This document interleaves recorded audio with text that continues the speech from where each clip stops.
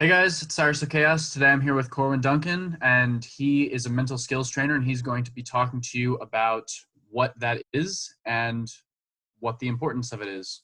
So, Corwin, what is mental skills training, and why should fencers care about it?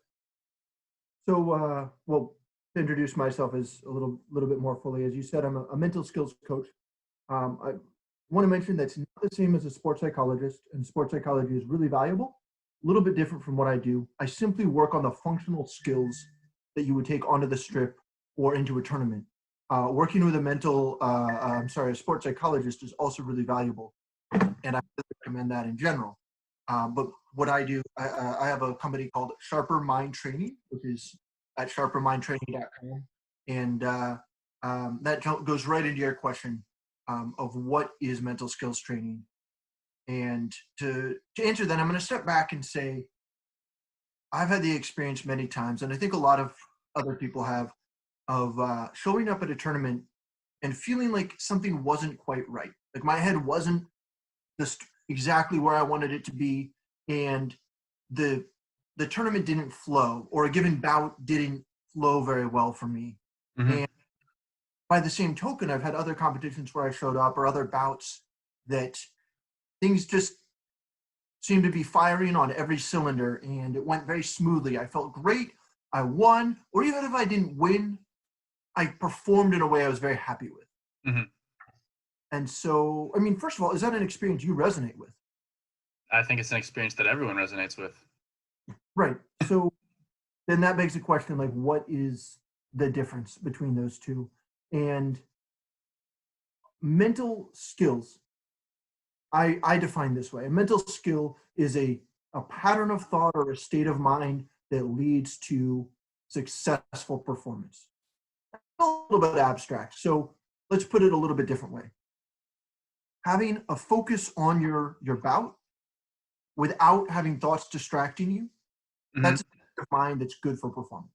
Yeah, Feeling confident, that's a state of mind that's good for performance. In fact, confidence is one of the things that research has shown is connected to like getting in the zone or being in like a flow state. Um, but a pattern of thought that's good for performance might be when you're at 14-14. If the little voice in the back of your head says, "All right, you can do this. You've trained well. You know how to get this touch. You can beat this person." That's kind of a pattern of thought that we can develop it's that's a going good to pattern of thought. exactly. So yeah, that's broadly kind of what I think mental skills training is.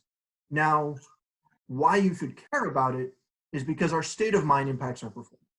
Just Hmm. like sometimes we go in and we feel good, sometimes we go in and we don't feel so good.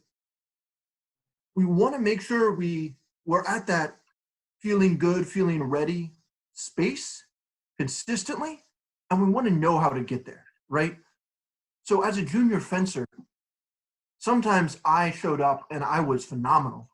Uh, not to toot my own horn too much, but I did some really good fencing in juniors, and at the same time, I did some really bad fencing at other times, and it was hard for me to know what that difference was and how to prepare myself well for it.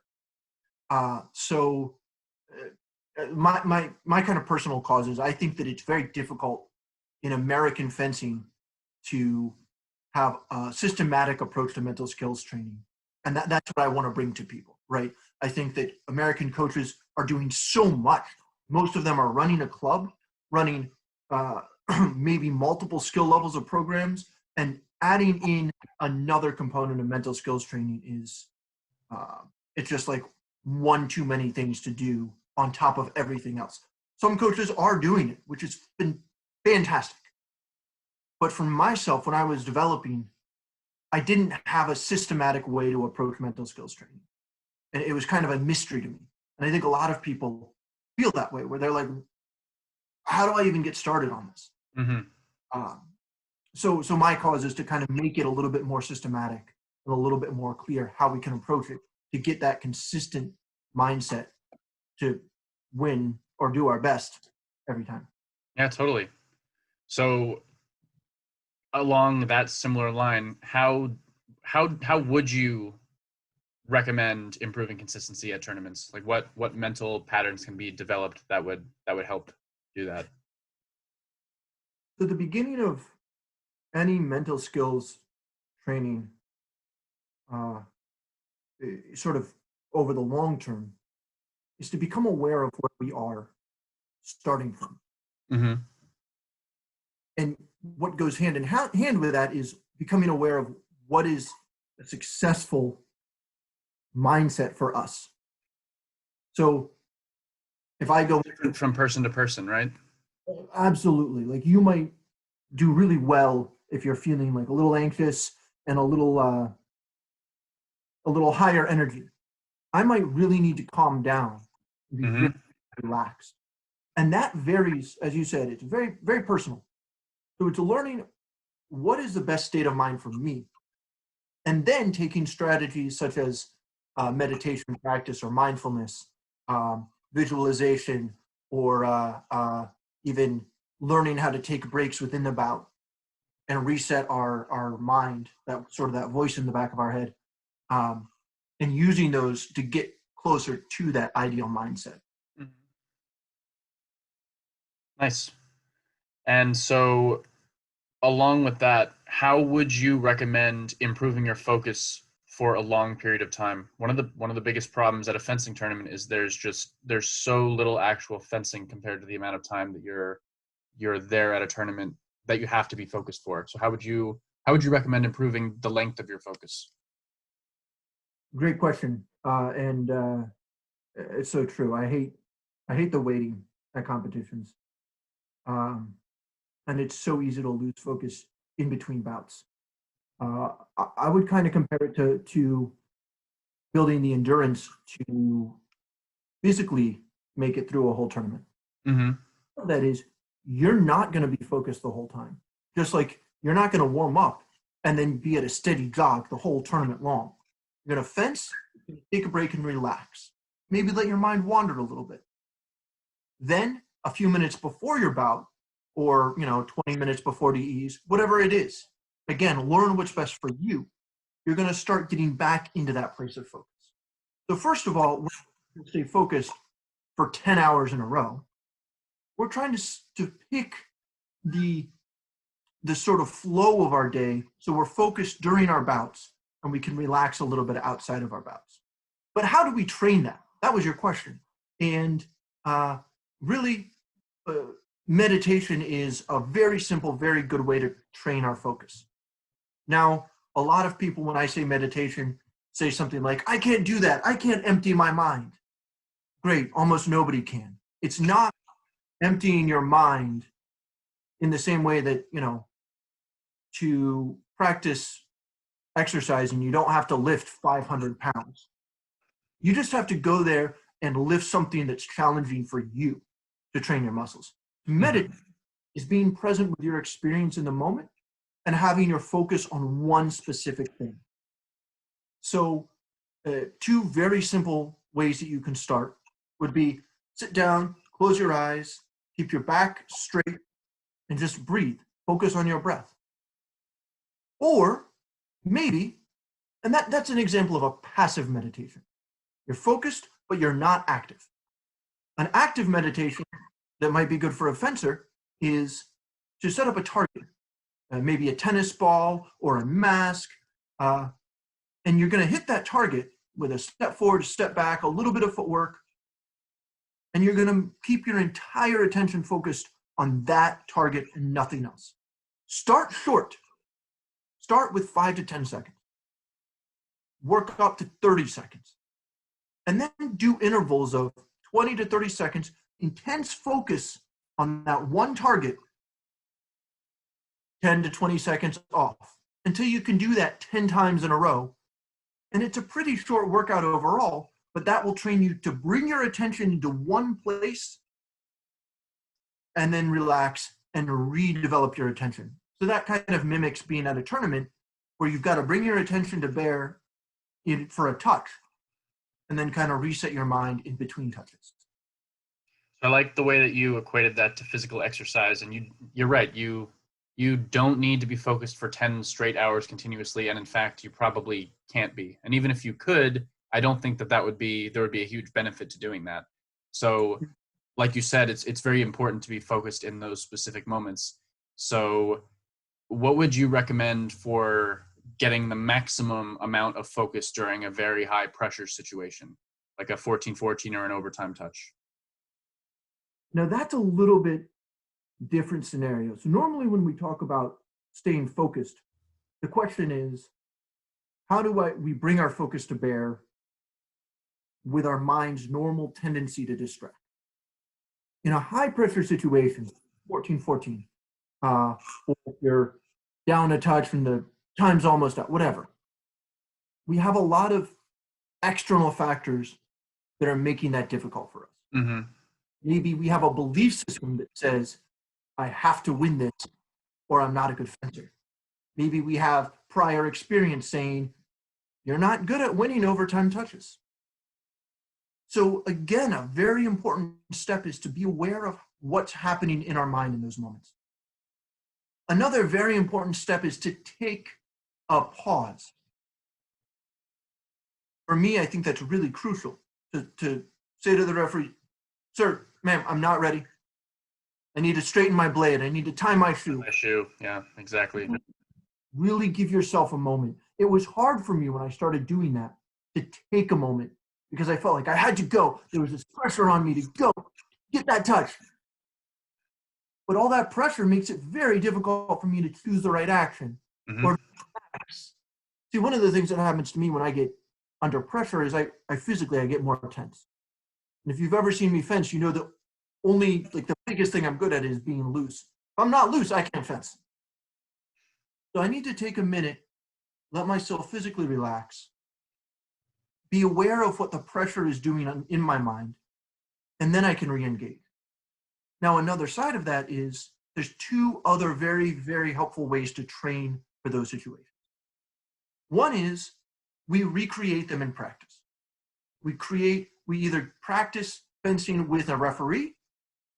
So the 14-14, the referee says, on guard, scores 14-14, last touch, whoever gets this wins, lots of pressure. And getting used to that pressure in practice is going to help us in the tournament. It's going to be normal. It's going to be easy. It's going to be routine. Another way to do that, though, is going through a visualization exercise. And this is the kind of thing that I teach, right? So visualization is a great mental skills strategy for training yourself to handle high pressure situations. Mm. And what it is by mentally creating the situation that we're sort of afraid of running into, we evoke the same emotions that we would in that exact situation. So if I know I'm going to be fencing Andrew Fischel, this amazing fencer, and I'm really worried about that, then I might sit down and do a visualization of 5, 10, 20 minutes and process through what that's going to feel like. I sit down and I think, okay, first touch, he does this, I do this, how am I going to deal with it? The actions don't matter so much, but what matters is the emotions that come up and then how I respond to them.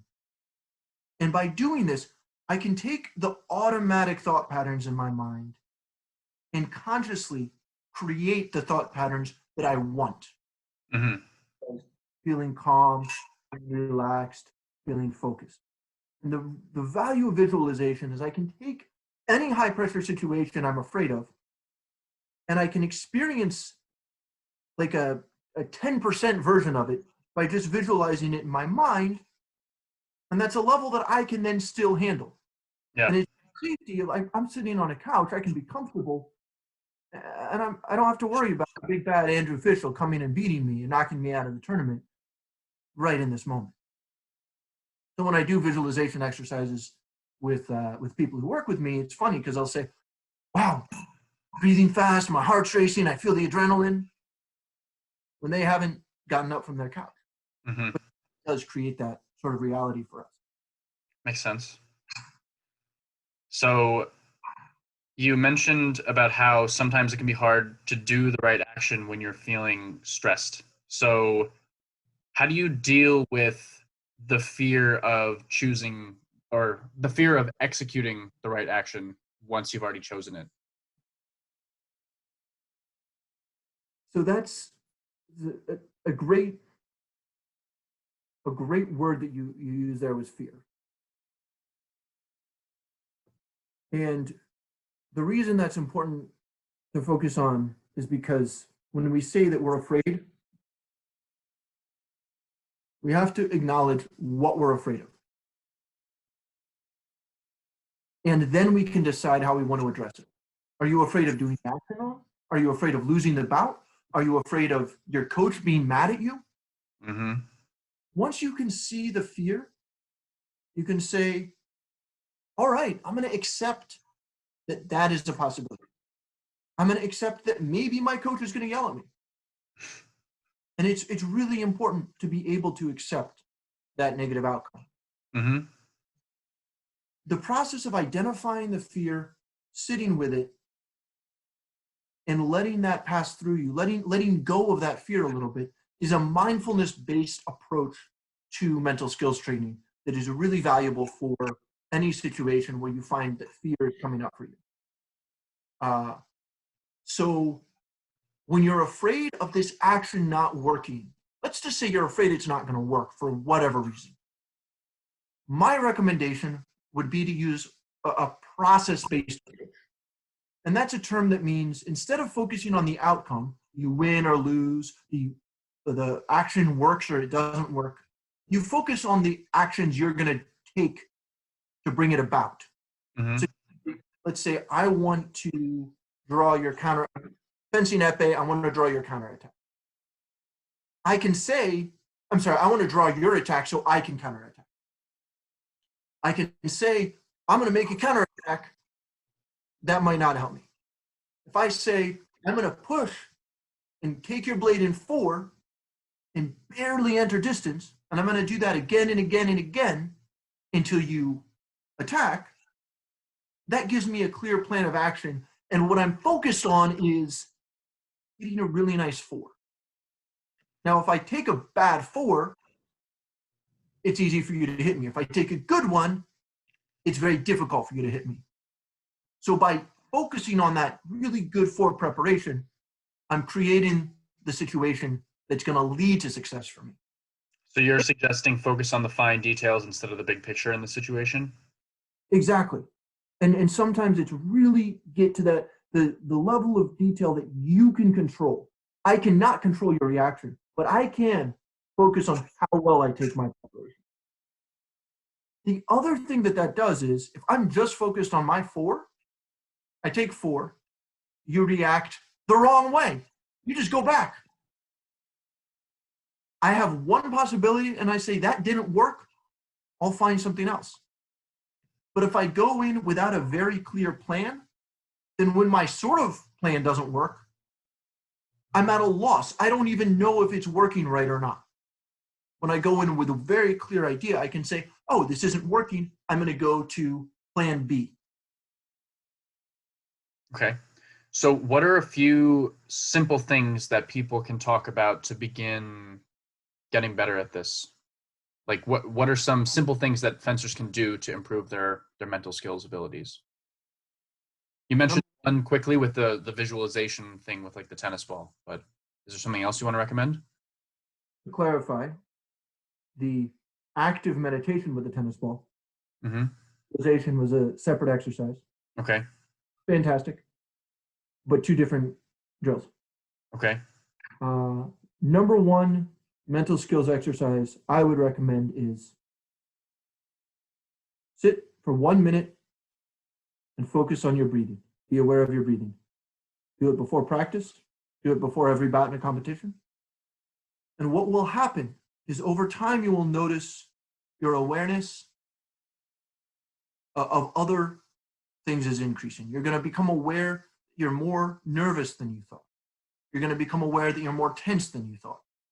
Or you're not, you don't have enough energy. You don't have enough of that sort of tension in your body that then leads to action. Mm.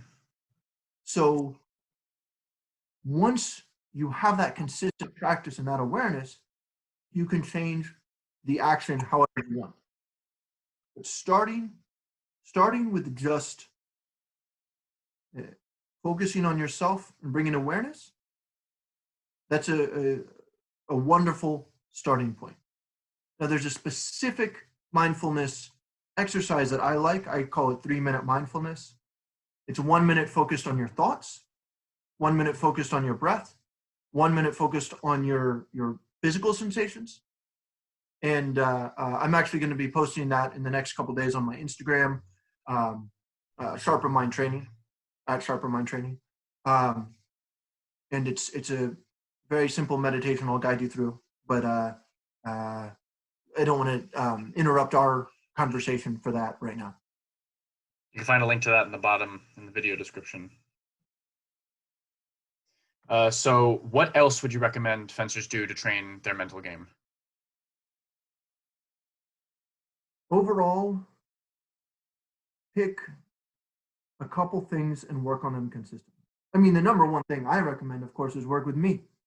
I'll do a whole progression of exercises that, one, you can do and you'll get better at with me. Number two, you can take on your own and use in the future. I actually have an online course coming up. It's going to begin April 28th and run for 6 weeks, where we're going to go through a specific progression of exercises you can do at home, at tournaments, whatever. Beyond that, pick one thing, whether it's a mindfulness practice, whether it's controlled bounding situations that are high pressure situations, and do that for several weeks. In fact, once you've done that for several weeks, add one other thing. So let's say you start with a mindfulness practice every day. You do 1 minute meditation. You increase it to 2, 3, 5 minutes of meditation every day. That becomes comforting. It becomes reflexive. It becomes very easy for you to do, so that at a tournament, you can just say, I'm going to do my meditation. You flip that switch on, you just go through it. And then you find yourself more relaxed, more self-aware, and more focused, because meditation, remember, is all about focus. Yeah. Then it's a tool. You've just got that in your tool bag anytime you want it. Continue that practice. Add in, when you go to the club, fence about periodically, where you set up a one-touch bounding situation. It's 14-14, or you're in overtime. And do something to increase the pressure you feel around that. That can be having a referee, or imagining that your opponent is someone you really don't like, whatever it is for you. And then practice handling that pressure. Tell the referee, no, I need a minute. Tie your shoe. Make a plan, whatever it is. Another option, visualization. Create 5 minutes. Create a challenging scenario in your mind. Notice the emotions around it. Let yourself process through those emotions. So 3 kind of different approaches. It's important to have something, especially right now, it's important to have something you can do on your own that you don't need to go to the club for. And that's going to be the thing you can take with you to competition. But overall, it's so challenging to start something when it's so nebulous, like mental training skills can be. But if you pick one thing, and focus on that, you can get started. And once you're consistent, then you can build from there. I like the way that you keep comparing it to a physical skill, where you're not just gonna, like, if you want to talk about weights, like you mentioned before, you're not just gonna start by benching 500 pounds. There are a lot of incremental steps that go into that, and it's important to think about it just the same as any other skill. You need to learn to crawl before you're running. So, is there anything else you want to go ahead? Just to go off what you said, like any other skill, it's built incrementally over time. So we start off, right now, you and I, We have patterns of thought. You're a great guy. When I see you, my brain automatically goes, what a great guy. I don't even think about that. In the same way, if I got on strip with you, my brain might immediately go, oh my God, I can't win. By stopping and becoming aware of these thought patterns, we can also then change them. Instead of being unconscious thought patterns, we can make them into either conscious thought patterns, or we can build the reflexive thought patterns. Just like when you started fencing and somebody went to hit your head, you would kind of go, ah, and now you make a nice parry riposte because you developed that reflex into the one you wanted. In the same way, we can do that with our mental skills training, but it's going to start with barely changing those thought patterns, making them a little bit closer to what we want, bit by bit. Again, I see it very similarly to physical training. So I will make that comparison a lot. And it's just building a skill. Great. Thanks for taking the time to talk with me about this stuff today. Absolutely. I do want to add one more time that I'm going to be starting a course online in a couple weeks now. So April 28th, that's going to start Tuesday. It's going to be 7 to 8 p.m. Eastern time. I had to match that up with Pacific time, make sure it was right. Yeah, 7 to 8 p.m. We're going to cover a few specific topics. You'll come out being able to handle high pressure situations a bit better, and then having a tool set you can use to train yourself moving forward. And I'm really excited, honestly. I love talking about this stuff. I love teaching it. So please check out my site, sign up for the course if you have any interest. And I'll tell you what, sign up for the course. If you don't think it helps your mental skills, I will give you 100% of your money back. Guaranteed. You don't hear a deal like that every day. You can find a link for that as well in the video description. So, Corwin, thanks for talking to me about this. It's been a pleasure.